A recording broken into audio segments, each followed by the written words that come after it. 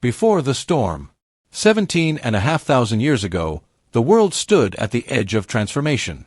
The Ice Age still gripped the northern lands, but the climate was no longer steady. Winters grew longer, summers hotter. Rainfall came in sudden torrents instead of gentle patterns. The earth was restless, and for the small human tribes scattered across its wild frontiers, survival meant learning to bend without breaking. Along a wide river that cut through endless plains, a tribe of 40 souls had made their camp.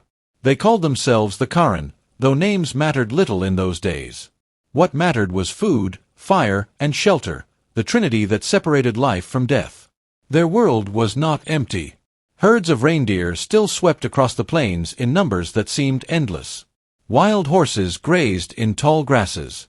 In the forests, elk, aurochs, and dangerous cave bears still roamed. And in the river's dark water, giant catfish and salmon swam, offering life to those with patience and sharp tools. But life was never still. The river that gave them food could also betray them. The sky, once a guide, could turn against them in storms fierce enough to tear down trees. For generations, the Karen had learned the rhythms of nature. Now, those rhythms faltered. Rains came earlier than expected. Ice melted in sudden bursts, flooding valleys. The old hunters whispered that the spirits of the sky were angry. The tribe. At the heart of the Karen tribe was Aru, a man of 30 winters, broad-shouldered and scarred from many hunts. To his people, he was not just a hunter but a voice of reason when fear grew heavy. His mate, Sira, was clever with plants and healing. She gathered herbs and roots, and though she had no words for medicine, her hands carried knowledge older than memory. Their children were like all children of the age, barefoot, curious, tough as stone. The youngest, a girl named Eli, still clung to Sira's side. The eldest, Taryn, already carried a spear and walked with the hunters. Childhood ended early in those days. The tribe's elder was Cora, a woman who had lived through more storms than any other. Her hair was white, her back bent, yet her memory stretched further than anyone's. When the tribe gathered around the fire, Cora told of years when the ice advanced, swallowing forests, and of summers when fire swept the grasslands. She taught that the world shifted like a great beast in its sleep, and humans survived only by moving when the beast turned. Signs of change.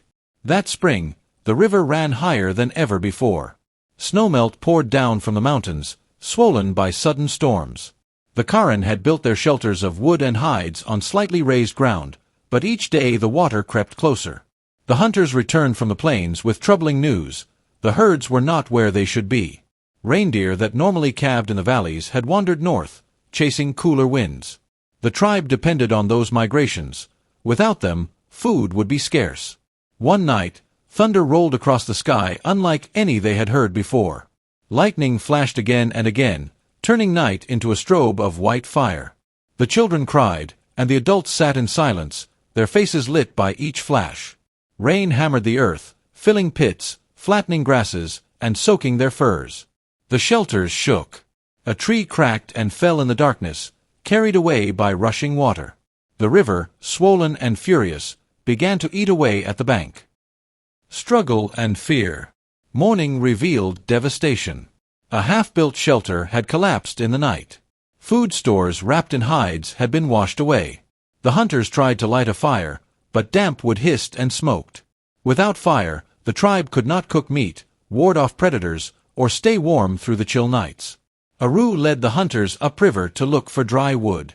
They returned with branches, but most were waterlogged. It took hours of striking flint and coaxing sparks before flames caught. When they finally rose, the tribe gathered close as if fire itself were a god. But the troubles did not end.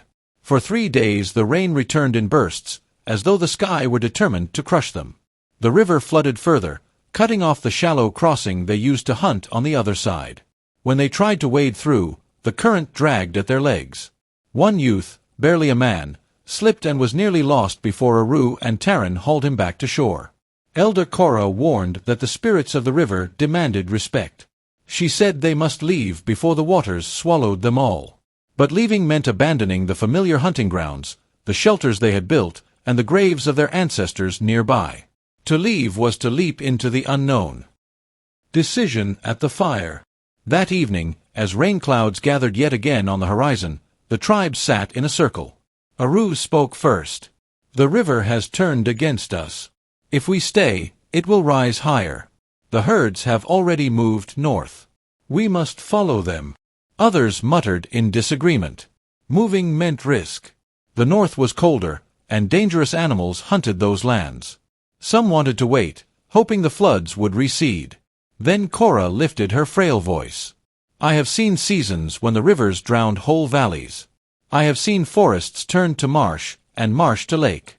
The earth shifts, and only those who walk survive. If we cling to this ground, we will sink with it." Silence followed. The tribe knew the truth in her words. Even the children seemed to sense it. Finally, Sira spoke softly.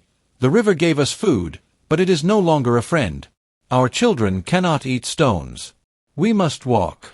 Aru looked at the faces around the fire. Fear, anger, and grief were there, but beneath them all was the will to live. That night, they made their decision. The Karen would leave the camp by the river. At dawn, they would begin the journey north, chasing the reindeer herds, searching for land where storms could not reach them.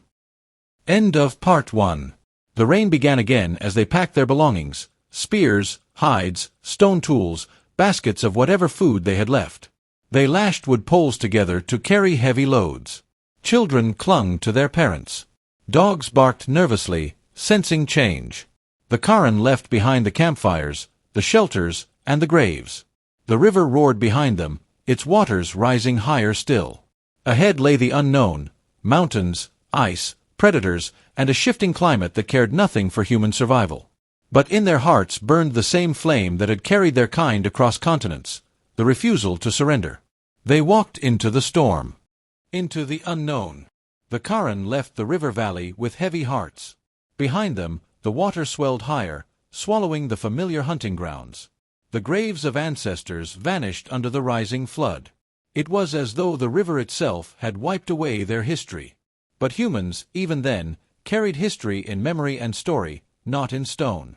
And so the Karen turned northward, guided by instinct, hunger, and the promise of herds that had fled to cooler lands. The land rose slowly into rolling hills. Streams cut through the earth, swollen with meltwater. Everywhere, signs of change marked the world: fallen trees, sodden marshes where dry meadows had once been, and skies that alternated between fierce sunlight and sudden storms. They moved in a long line, hunters in front with spears ready, women and children in the center carrying bundles, elders and dogs behind. Each step was a gamble, for they did not know if the ground ahead would hold promise or danger. Hardship on the march. Food was their greatest worry. With the reindeer gone, smaller game had to sustain them: hares, birds, and fish caught in streams. These offered only scraps compared to the fat-rich herds. Hunger gnawed at bellies, especially the children's. One evening, Aru and his son Taran tracked a wild horse across the hills.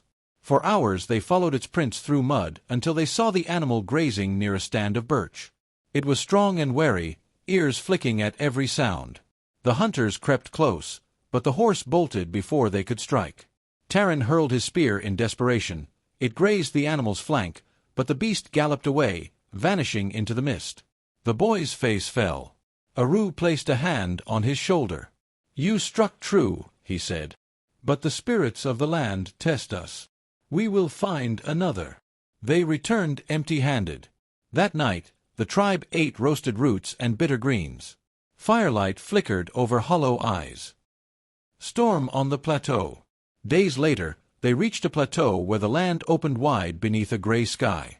From the height, they saw water stretching across valleys like giant mirrors. The world below was drowned, as if the earth itself had been shattered into lakes.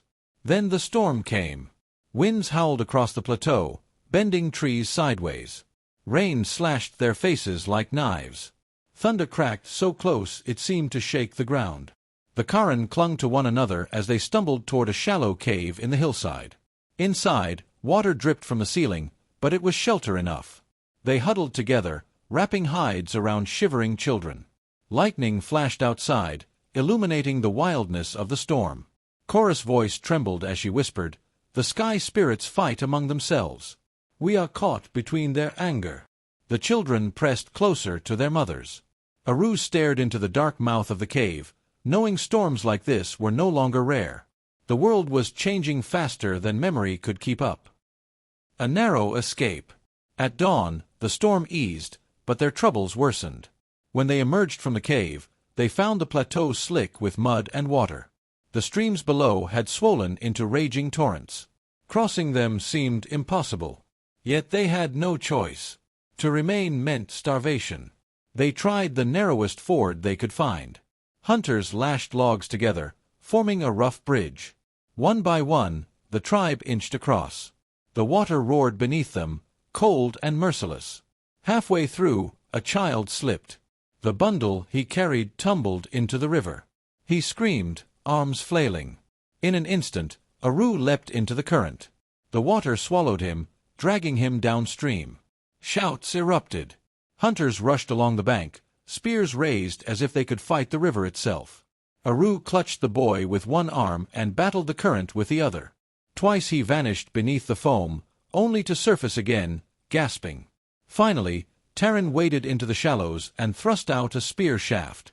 Aru seized it, pulling the child close. Together, they dragged themselves onto the bank, coughing and soaked. The tribe gathered around them, relief flooding their faces. The boy clung to Aru, trembling. "Never loosen your grip on life," Aru whispered, though his own chest heaved with exhaustion. The Karen had survived, but barely. They lost precious supplies to the flood. Hunger would tighten its grip once more. Signs in the sky. That evening, as the tribe built fire from damp wood, the western horizon glowed red beneath heavy clouds. Cora studied the sky for a long time. "Fire in the heavens," she murmured. "The earth shifts again." Her words unsettled them all. In her lifetime, she had seen strange omens, stars brighter than fire, ground that shook like a beast beneath their feet. Her memory was a living map of change. Now she warned them that worse storms would come, that floods and fires would follow each other like wolves chasing prey. But she also told them this: those who learn the sky's moods will live. Those who ignore it will vanish like smoke. The younger hunters listened carefully. In her words lay more than fear, there was guidance. Humans were not only prey to the earth's power, they could adapt, learn, and endure. The herd at last. After many more days of struggle, the Karen found what they sought. From the crest of a hill, Taran spotted movement on the plain below. Dark shapes clustered in the distance, dozens, then hundreds. Reindeer. The herds had returned. The tribe froze, gazing at the sight. Relief washed over them like sunlight after endless rain. Where the herds went, life followed: meat, hides, sinew, and bone. The future no longer seemed empty. But reaching the herd was not simple. The plain between them was still waterlogged, crisscrossed by streams and guarded by predators. Wolves shadowed the edges. A great bear's tracks marked the mud nearby. Still, hope burned bright. The Karen made camp on the ridge, watching the herds graze in the distance. For the first time in many days, laughter rose among the children. Yet Aru's gaze remained troubled. He knew storms would return. Floods would rise again. Survival was never won forever. It was fought for each dawn, each season, each heartbeat. End of Part 2. The Karen had endured storms and floods, hunger and fear. Now, with the herds ahead, a new challenge awaited: how to hunt, how to feed 40 mouths, and how to defend themselves against a land filled with dangers. The earth shifted beneath their feet, but they shifted with it. The greatest trial, however, had not yet come. They had escaped the flood, but ahead lay the fire. Trial by fire. The Karen tribe rested on the ridge above the plain, their eyes fixed on the reindeer herds grazing in the distance. After weeks of storm and flood, the sight filled them with renewed hope. The animals moved like a living river across the grasslands, their antlers rising and falling like waves. Yet hope alone did not fill bellies. To survive, the Karen had to hunt. The Great Hunt. At dawn, the hunters prepared. Aru, Taran, and 5 others crept down the ridge, their spears hardened in fire, their eyes sharp. They moved low through the wet grass, careful not to draw attention from the herd. The strategy was old, passed through generations: isolate the weak, surround it, and strike before the herd scattered. As they neared, a young reindeer lingered at the edge, its legs thin, its movements hesitant. The hunters signaled silently. Aru charged first, shouting to startle the animal. It bolted, but into the trap the others had laid. Spears flew. One struck deep in the flank, another pierced the neck. The reindeer collapsed, thrashing, its cries sharp and desperate. The herd surged away in a thunder of hooves, but the hunters had what they needed. They finished the kill swiftly, offering a prayer of thanks to the spirits of the land. When they returned dragging the carcass, the tribe erupted in relief. Children ran to touch the animal, their eyes wide. The meat, fat, and hide would sustain them for days. For the first time since leaving the river, laughter filled the camp.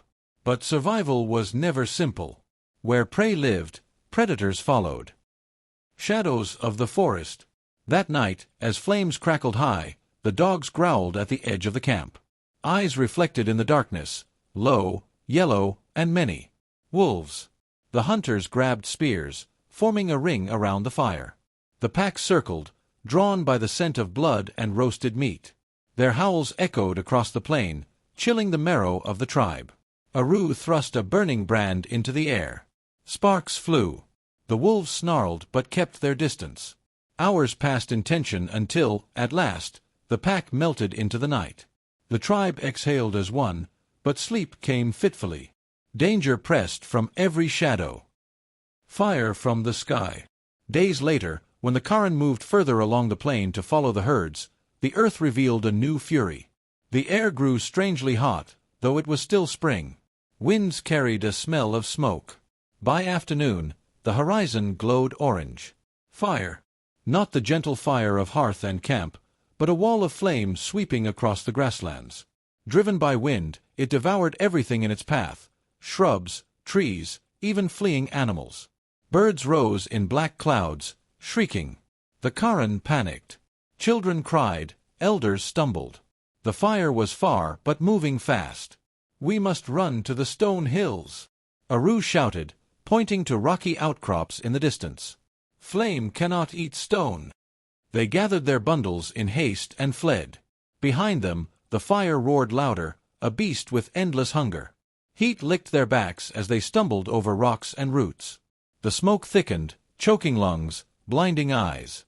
Sparks rained down, setting grass alight around them. The Karan sprinted harder, every muscle screaming. At last, they reached the stone hills. The tribe pressed into the shelter of cliffs as fire swept around them, a red storm swallowing the world. They huddled together, coughing, eyes wide with terror. Children buried their faces in mothers' hides. The firestorm raged all night, painting the sky red, until dawn revealed a blackened plain, smoldering and silent. Ash and hunger. The world they stepped into was strange and grim. Where once grasses had swayed, only ash remained. The herds were gone, scattered by fire. Trees stood like black skeletons. Hunger struck again. The meat from their kill had already thinned, and now the land offered little. Roots and charred berries were all they could find. Korah, weak but clear-eyed, spoke. "This is the earth's way. Floods cleanse, fire clears. But from ash, new growth will come. If we endure, the herds will return." Her words steadied them, but stomachs still ached. A choice of paths. Faced with barren land, the tribe debated. Some urged turning back toward the river valleys, though floods still threatened there. Others wanted to follow the herds deeper north, into colder, harsher lands. Aru listened to all, then spoke. "We cannot go back. The river has betrayed us. The fire has cleared this plain, but it will be moons before it feeds us again. We follow the herds. They know the land better than we." Korah nodded, her old eyes shining. "Yes. The beasts walk where life still breathes. To follow them is to follow survival." And so, the Karan turned their faces north again. Lessons of the earth. As they walked through the charred plain, they carried more than hunger. They carried memory. The children learned that storms could strike without warning, that floods could swallow camps, that fire could sweep whole worlds away. But they also learned that fire could protect as well as destroy, that a burning branch could drive away wolves, that roasted roots gave strength. They learned that the earth was never still, never merciful, never cruel, it simply changed. and those who changed with it lived. Aru looked at his son Taran, walking tall with spear in hand. He saw not just a boy, but the next memory-bearer, the one who would tell the stories of storm, flood, and fire to children not yet born. Sira gathered herbs that sprouted even in ash, whispering the names she would teach her daughter Eli. Cora walked slower, leaning on a stick, but her voice still rose in song, keeping the tribe's spirit alive. The eternal fire. That night, they built a fire in the blackened land. Its flames danced high, a defiance against the vast darkness around them. The Karen gathered close, eyes reflecting gold. Cora spoke, her voice steady as stone. The earth will shift again. Storms will come, floods will rise, fire will burn. But we will walk. We will remember. We will endure. The tribe listened in silence, the fire warming their faces, the smoke curling into the starlit sky. In that moment, they understood, survival was not a gift. It was a choice, a struggle renewed each day. The storms had tested them. The floods had chased them. The fire had nearly destroyed them. Yet still they lived. And in their survival, humanity itself endured, fragile, stubborn, unyielding. End of Part 3. The Final Trial. The Karen tribe vanished into history, their names forgotten by time. Yet their story remained, written not in stone or fire, but in blood, bone, and the breath of descendants. 17,500 years ago, they walked through a world of storms, floods, and fire. They did not conquer it. They adapted to it. And because of that, we are here. If you enjoyed this story, don't forget to like, subscribe, and hit the bell for more epic adventures.